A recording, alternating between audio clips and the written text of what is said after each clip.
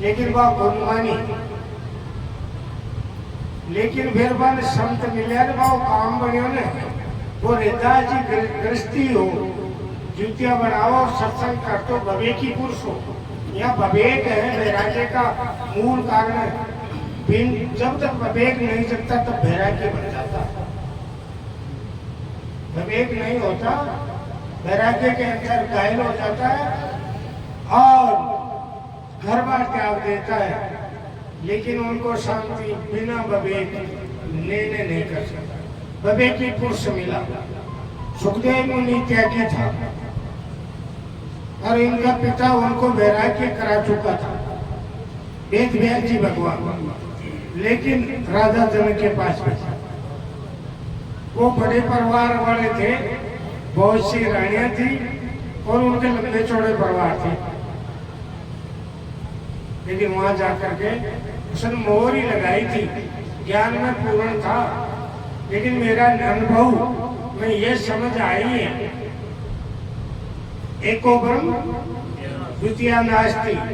राजा जनक ने ये कहा था, तुम इसी महल को देखो, मैं सब रानियों को आदेश कर देता खड़ी हो जाओ, और सुखदेव मुनि देखेगा। और सुखदेव मुनि को आदेश दिया था, मेरी 108 रानियों में कौन सी रानी सुंदर है, इसकी वृत्ति में है कि नहीं सुंदरता, जनकपुरी देख के आओ, जनकपुरी में कौन सा महल बढ़िया। उस देवी ने कहा, सुंदर तो आत्मा ही है, आत्मा से कोई सुंदर नहीं। क्या देखा? बोले चीनी के हाथी, चीनी की घोड़े, चीनी के मेल मारे, चीनी की रोड़ा, मैं कौन दिख रहा हूँ? बोले आप भी चीनी के। बोले फिर तू कौन है? बोले मैं भी चीनी की। माटी का है विवरण, है ना? तो क्या यहाँ परीक्षा लेने आए हो? नहीं, मोहर लगाने आए हो।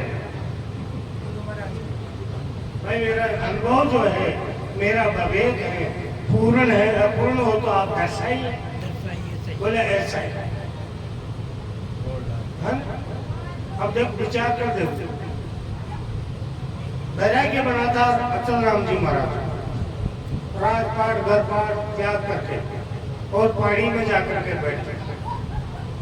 और वहां के जो राजा थे जोधपुर के, जिसका नाम था मानसिंह, उसका काल में हुआ था अचलराम जी। और जब पता चलो कि माने हुए आर्युवेद वेद थे, डॉक्टर नहीं थे, वेद थे, हकीम थे बहुत बड़े। राजा जनक ने मानसिंह दिन विचार आयु गड़बड़ कर। जब खुद मानसिंह जी वहां पहुंचे, उनकी स्थिति देखा तो वो वैराग्य, गुरु की बेट नहीं थी, गुरु की बेट पहली वैराग्य बना था। हाँ, वैराग्य में बाकलो करते हुए सुखराम जी महाराज मिले, वो गृहस्थी थी। और बाबा ने समझाया, जो समझ आई वैराग्य की स्थिति को वर्णन में है वो, अचल राम हटेगा मर के, मर जाऊं लेकिन मिलकर के रहूंगा, परमात्मा का साक्षात्कार करके। तो देखो गृहस्थ का प्रमाण,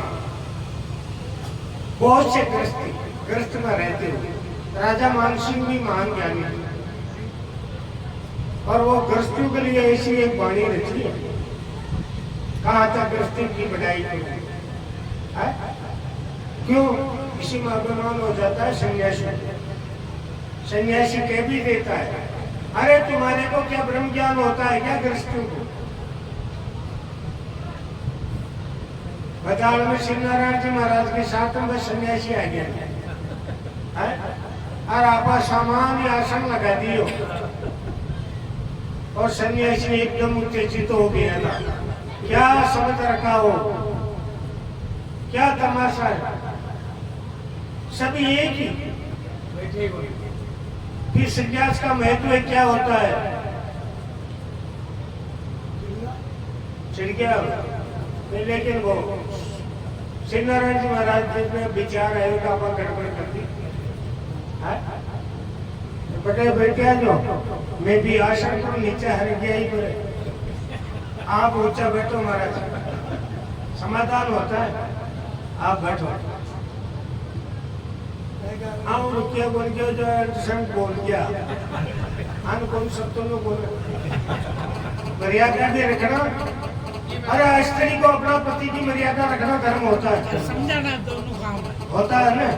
गृहस्थी को भी सन्यासी की जगह है, गृहस्थ है, वैसे तो बड़ा तो गृहस्थ ही है, गृहस्थ के बगैर सन्यासी को आदर ही नहीं है। आदर जरूर भी ऐसा प्रमाण आता है, कोई सन्यासी था 3 और वो सन्यासी में बड़े जो आचार्य थे वो जंगल में चलते चलते थक गए। उसी ने कहा है यहाँ एक वृक्ष के नीचे रात का विश्राम कर लेंगे। फिर उनके शिष्य को कहा तुम जाओ, आज थकान होगी, किसी गृहस्थ के घर जाओ और दूध लेके आओ, थकान तो दूध से मिटेगी। जब वो गए, आ गए को शुल्पाबाज बैठा था, शिव जी का भक्त। शिव जी तो कहते शिवपुराण तो पटी गुण, शिव जी को धूम्रपान के लिए थोड़ा ही कहा था। शिव जी को जहर पिया। अब मैं समझा कुल सिद्धांत जहर क्या है। ये विषय था उनका, शिव जी ने पान किया था, निवृत्ति की थी। 5 विषय शब्द सर्प रूप रसोद। तब वो चलम बादल कहा बोले वो घर देख रहा है गृहस्थी का, उनके बहुत दूध है जिनके पास कुछ भी नहीं था, कुछ भी नहीं था, वो बता दिया, वो घर बता दिया। सन्यासी का नियम होता है एक घर के अलावा दूसरे घर नहीं जाता है, मजूर हो तो मिल जाएगा। वो वहां जाकर के अलग जगाया, भाई हमारे साधु भूखे आए, भोजन को दूध चाहिए, कठू को नखड़ो गृहस्थी बिकी लुगाई बीमार, बिका बूढ़ा माँ बाप, शाम का भोजन की व्यवस्था नहीं, हर द्वार पे सन्यासी आ गया। वो आकर के रोने लगे, विलाप करने लगे, मेरा क्या होगा, मैं क्या दे सकूं, मेरे पास देने के लिए कुछ भी नहीं है, ये आंसुओं की बूंदा है, भोजन भी नहीं है, दूध तो बहुत दूर की बात है। वो साधु उनका भाव देख करके दो जो लोग गए रोने लगे, आंसू भर लिए, भी खप्पर में उनके आंसू भर लिए। और जब संत के पास देखा वहां गए तो वो दूध हो गई। क्यों? वो अंतरात्मा का भाव था, असली रोज था, असली रोज रोता भी कोई नाम है बैरागी है। हमारे कौन से जन्म के पाप थे जो मैं ग्रस्त में जन्म लेकर के और अन्न और दूध के बगैर जीवन जी रहा हूँ, मेरे को पूर्व जन्म का पाप था, इसीलिए अन्न का भी फाका पड़ रहा है। तो ये क्या तुम्हारा अपन होरो मिल रहे ने होगा, अपनों कोई पुण्य हो, जब दूध मिल रही है, चीरकी रोटियां मिल रही है, अच्छू करा दे दिया साथ खाओ, ये बावड़ा मत हो जो भगवान का एहसान है। हमने कोई कमाई की थी नहीं, बहुत से मानव के पास तो भोजन भी शाम का नहीं मिलता। इसी को देख करके गर्व नहीं करना चाहिए, ईश्वर का पुण्य और ईश्वर का आशीर्वाद मानना चाहिए। नहीं मानेगी, वो जीवन मिला है, अभी प्रभु की कृपा है, अपनी कमाई है, और आज सत्संग मिली है, ये भी अपना पुण्य है। मैं सत्संग मिलबो को ये लिए इको गमान मत कर लीजिए, अभिमान कर लिया ने तो किया कौन से। समझ के द्वारा जियो, ग्रस्त को चलाओ, और ग्रस्त का जो फर्ज है, नेम है, दया, दया है। ग्रस्त चाहे कितना ही बड़ा हो, दया नहीं है तो ग्रस्ती है क्या? धर्म होना चाहिए, धर्म में भी होना चाहिए, विवेक युक्त होना चाहिए, पात्र देख करके दान देना चाहिए। ये थोड़ो ही खाट आएगा में दूध गाल पकड़ा थे मेहमान, जो डब्बों में मटपा को हो गए, जिसमें जड़ से काट आ जावे भी में थोड़ा दूध डाल के, अरे कटोरा में भी डाला तो कटोरा ने पहली देखा शाह बैग नहीं है, चाय पिया तो पहली कॉप गिलास में भी समझा होती है ना सफाई। तो सफाई विवेक की होनी थी, चतुराई की नहीं होनी। चतुराई की कौन करे, करे कुछ और रहनी कुछ और, चतुराई करे। ये ज्ञान में भी चतुराई करे ना, चतुराई कटा पड़ा है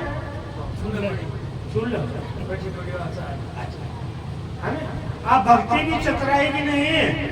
जैसा प्रभु ने विवेक दिया है, जितनी बुद्धि दी है उसको काम मान लो, अड़ंगा मत बैठाना। और भजन भी गावे तो चतुराई काम कौन करे, भजनिया के लिए काम नहीं बढ़ेगा। तो चतुराई को त्याग करके निर्मल मन से, शुद्ध पवित्र विचार से भगवान का भजन करता है, उस पर भगवान की अति कृपा होती है।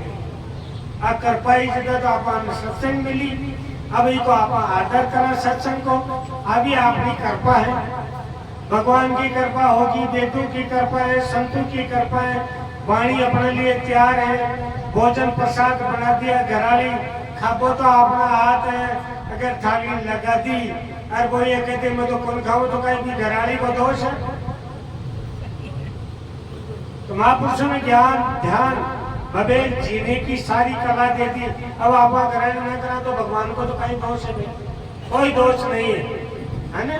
बहुत सावधानी और विचार करके जीवन में उतारे, तब ये सत्संग लाभदायक है और अपना भजन बन जाएगा, कि जीव की रक्षा बन जाएगी, बंधनों से मुक्ति मिल जाएगी, बिना विचर्या बने।